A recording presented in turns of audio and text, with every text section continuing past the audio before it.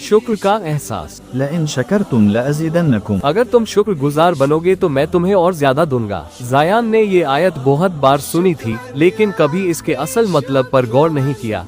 उसके लिए शुक्र बस एक लफ्ज था जो लोग फॉर्मेलिटीज में कह देते हैं, लेकिन उसको ये समझ नहीं आता था कि शुक्र करने से जिंदगी कैसे बदल सकती है। उसकी लाइफ में सब कुछ था, एक अच्छी जॉब, नए नए ब्रांडेड कपड़े, वीकेंड पार्टीज और सोशल मीडिया पे दिखाने के लिए एक परफेक्ट लाइफ। लेकिन अंदर से वो अक्सर खुद को खाली महसूस करता। एक दिन सब कुछ बदल गया। जायम की कंपनी ने लेऑफ्स का अनाउंसमेंट किया और उसका भी नाम उस लिस्ट में था।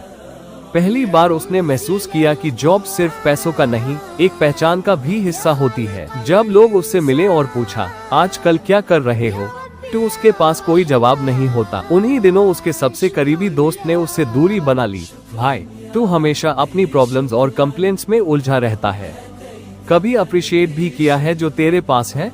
ये बात उसके दिल में चुभ गई। जिंदगी के नए मोड़ पर वो अकेला था, ना जॉब, ना दोस्त, और जो घर में माँ थी उससे भी वो हर बात पे चिढ़ जाता। एक शाम वो बिना किसी मंजिल के सड़कों पर चल रहा था।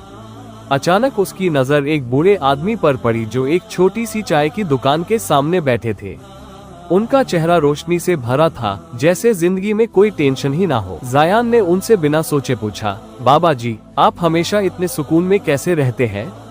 बाबा जी हल्का सा हंसे, बेटा, क्योंकि मुझे पता है कि जो मेरे पास है वो मेरे लिए काफी है। जायान हैरान हुआ, लेकिन जब सब कुछ चला जाए तो शुक्र कैसे करे?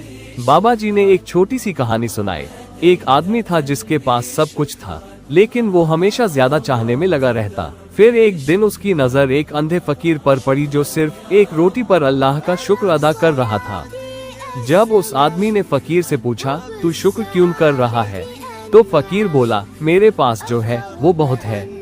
मेरे पास एक दिन जीने का मौका है, एक दिल है जो धड़क रहा है, और एक रब है जो मुझे देख रहा है, तो मैं शिकायत क्यों करूं? ये सुन के जायान चुप हो गया।